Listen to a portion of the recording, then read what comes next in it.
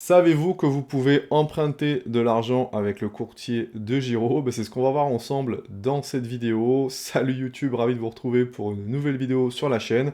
J'utilise le courtier de Giro depuis 2022 et très clairement, c'est une fonctionnalité que j'ai clairement sous-estimée, ou en tout cas sur lesquelles je ne m'étais pas vraiment intéressé jusqu'à présent, et plus finalement je m'intéresse au sujet de pouvoir m'expatrier, etc., etc., et de comment pouvoir éventuellement, si j'en avais besoin, pouvoir emprunter de l'argent, je me suis intéressé à cette fonctionnalité-là, et je la trouve vraiment intéressante à plusieurs égards. Donc c'est ce qu'on va regarder ensemble dans cette vidéo. N'hésitez pas à vous abonner à la chaîne si ça n'est pas déjà fait, et mettre un petit pouce vers le haut, ça va m'encourager en tout cas à créer davantage de contenu. Donc, voilà, le courtier, donc vous l'avez sous les yeux. Ici, par exemple, vous voyez, hein, c'est quelque chose d'assez épuré, hein. Donc là, vous avez la composition du portefeuille, la valorisation aujourd'hui du portefeuille, donc portefeuille donc, qui est valorisé à 18 897 €. J'ai encore 71 € sur la partie compte courant, hein, qui me reste à investir. Et ici, on verra donc à quoi ça correspond, ces fameux espaces libres. Donc voilà, ici, vous avez ici la plus-value accumulée donc depuis que j'ai créé ce portefeuille, hein. Tout simplement, ici vous avez la partie action, ici vous avez la partie ETF, et ici vous voyez par exemple les paiements à venir, par exemple les dividendes qui vont m'être versés. Alors moi je suis pas du tout stratégie dividende, donc clairement c'est pas ça qui va créer de la performance sur ce portefeuille là, c'est plutôt sur la partie capitalisation, notamment avec des actions, pas mal d'actions de croissance et qui compose la majorité, hein, du portefeuille, mais ce portefeuille va quand même évoluer parce que justement je me suis intéressé à cette nouvelle fonctionnalité, et je m'y intéresse davantage. Alors ici je vous ai fait un petit résumé, hop, on va le voir ensemble, de ce concept d'emprunt d'argent sur titre avec de Giro, et à quoi ça correspond. Et bien pour faire très simple, c'est la possibilité pour vous, tout simplement, d'hypothéquer vos actions et vos ETF. Voilà. L'emprunt sur titre, donc appelé aussi debit money, te permet tout simplement d'emprunter de l'argent en utilisant ce que tu as déjà sur ton portefeuille de Giro comme garantie. Donc c'est un peu le principe du nantissement, le principe du crédit lombard, ou ce qu'on veut.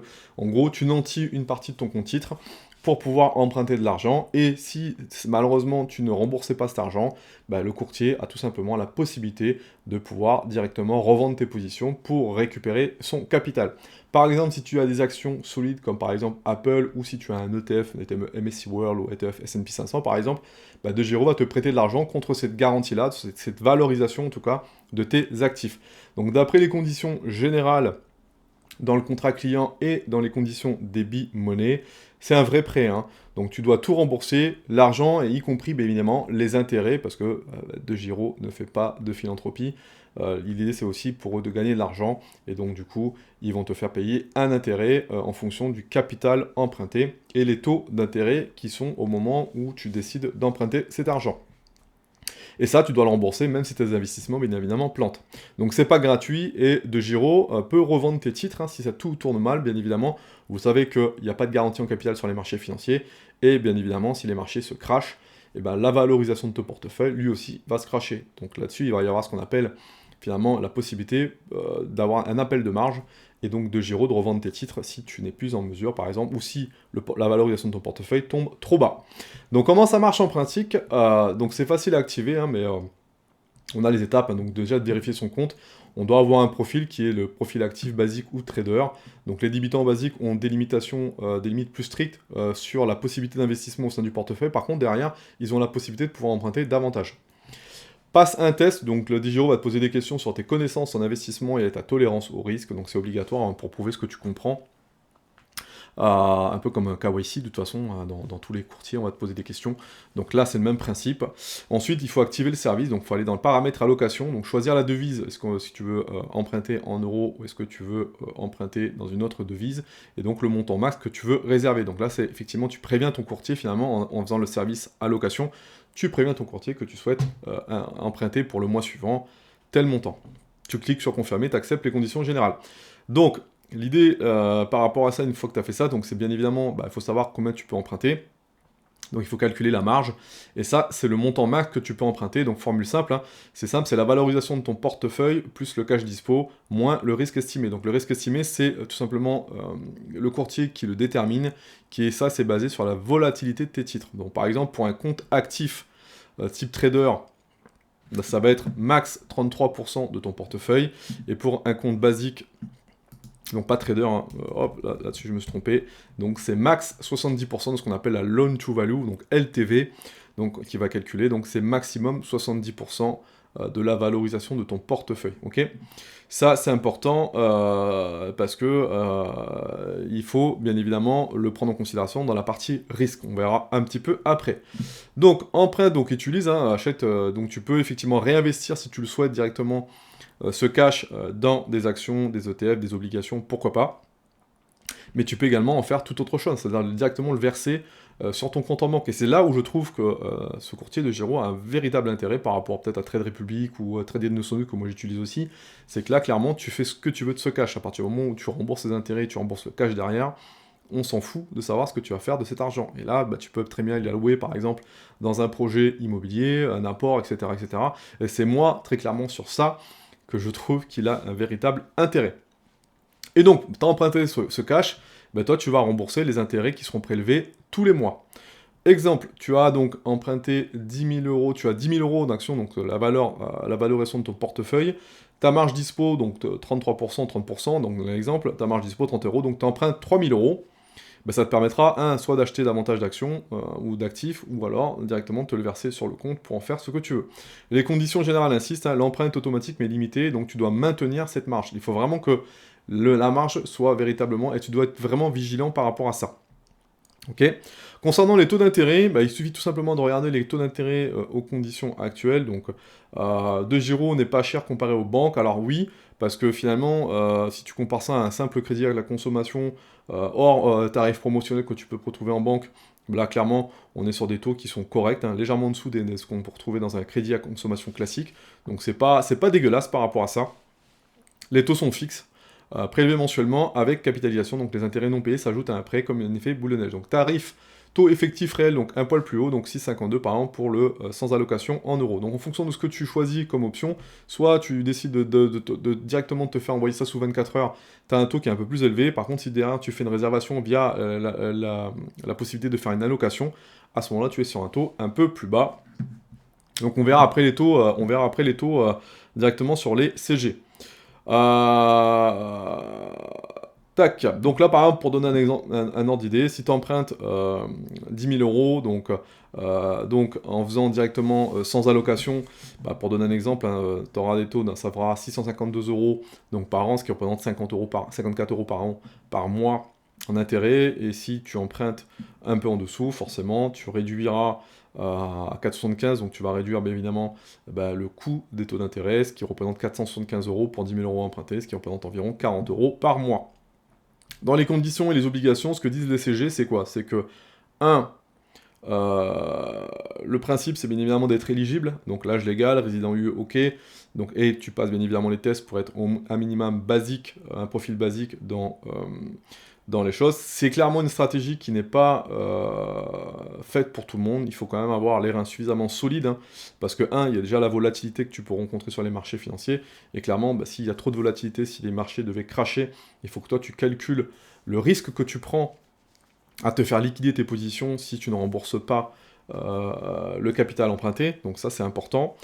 Les obligations, c'est quoi? C'est que, évidemment, tu dois rembourser, hein, comme tout crédit, tu dois rembourser ton crédit, toujours.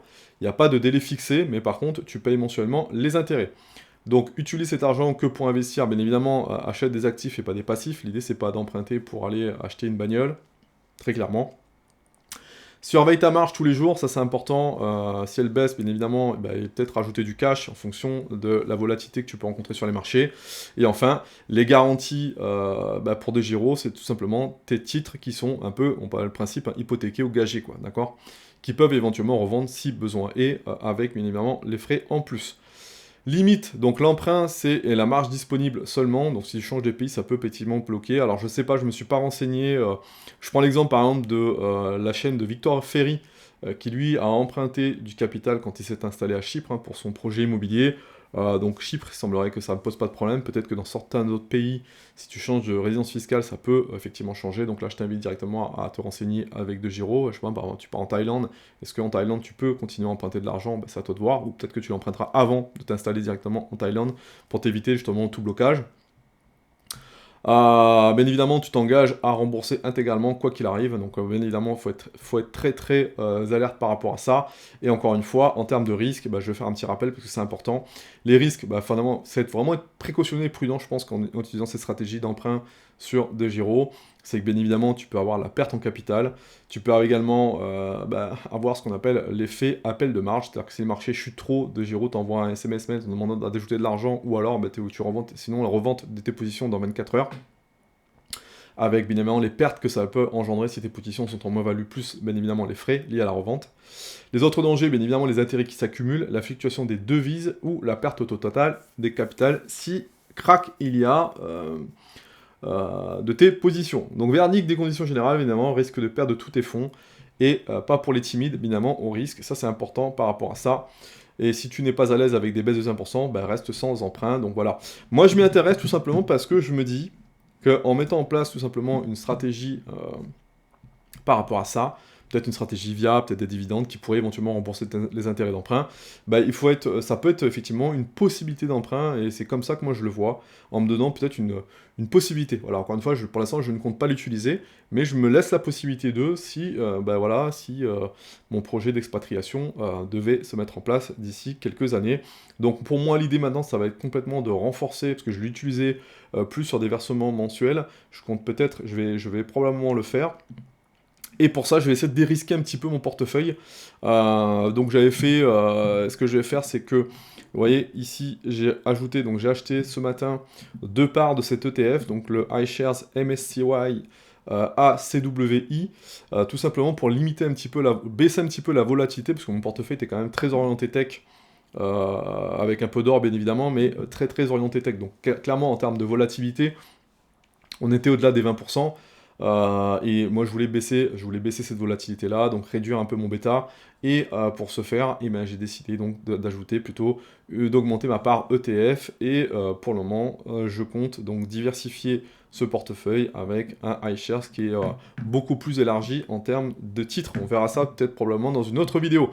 Et donc pour ce faire, pour vous expliquer un petit peu quelle stratégie on pourrait mettre en place en utilisant ce portefeuille, eh bien, écoutez, moi je vous invite à utiliser bien évidemment l'intelligence artificielle, hein, ça vous fait un gain de temps énorme en termes de vision, etc., etc., encore une fois, ça peut être pour vous intéressant. Donc moi j'ai téléchargé tout simplement le portefeuille sur ChatGPT, donc voilà, je lui ai dit, bah, tiens, regarde, analyse mon portefeuille, donc j'aimerais pouvoir emprunter de l'argent sur la plateforme DEGIRO.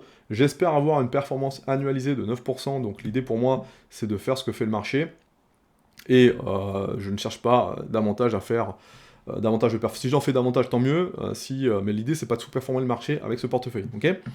Donc, quelle somme pourrais-je emprunter avec un profil basique pour éviter un appel de marge, c'est-à-dire bah, concrètement que DEGIRO vende mes titres de force pour rembourser le capital emprunté, et dans l'hypothèse où les marchés pourraient chuter de 50% comme en 2008. Donc pour moi, l'idée, c'est que mon portefeuille subisse un crash test de 50% comme bah, la crise des subprimes en 2008, et malgré tout, j'aurai quand même une marge suffisante pour éviter un appel de marge, ok, éviter que DEGIRO vende la totalité de mes titres. Et donc concrètement, pour moi, combien je peux emprunter, et quel coût pour moi pourrait générer les intérêts annuels. Donc je lui ai posé la question, hop, et donc il m'a fait un petit déroulé. Donc avec un profil basique, DEGIRO permet un emprunt d'argent sur titre, c'est-à-dire d'emprunter des liquidités en utilisant les titres existants comme collatéral.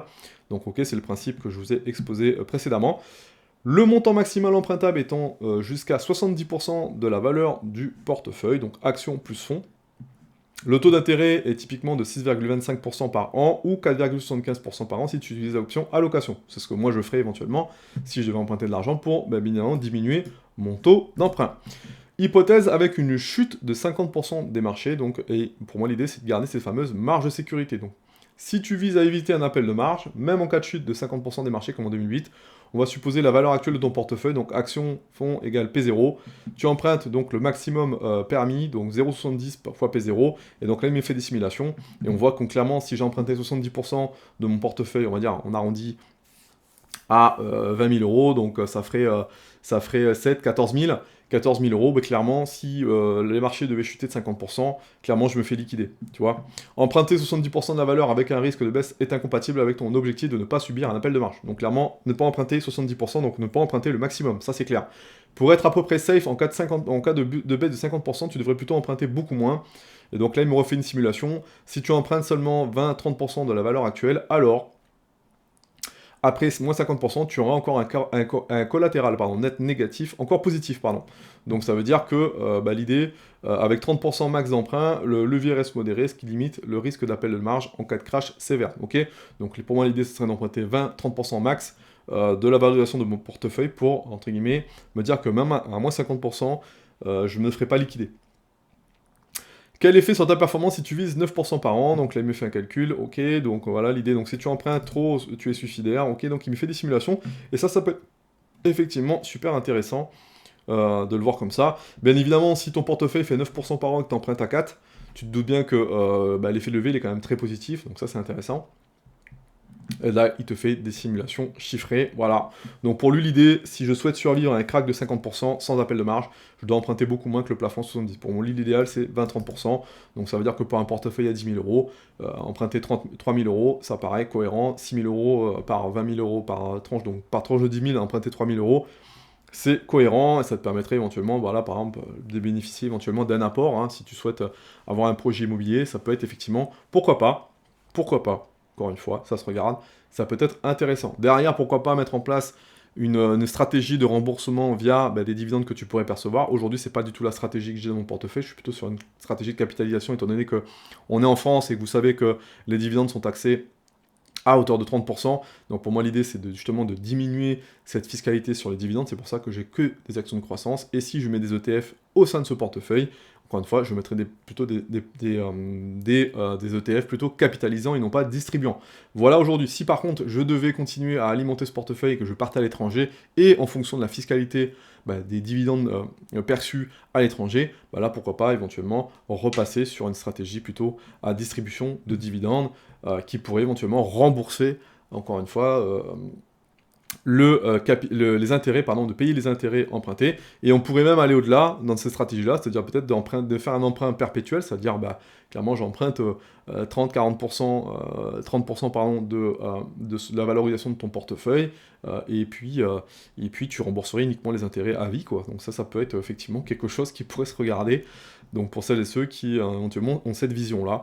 Donc voilà, je trouvais vraiment cette option-là intéressante, je voulais vous la présenter, et je me dis qu'aujourd'hui, je vais clairement commencer à réinvestir en faisant un DCA mensuel au sein de ce portefeuille pour justement valoriser davantage mon portefeuille, qui prenne de la valorisation pour éventuellement augmenter la possibilité d'emprunt futur d'ici 4-5 ans, au moment où se posera la question de savoir si je reste en France ou si je m'installe à l'étranger.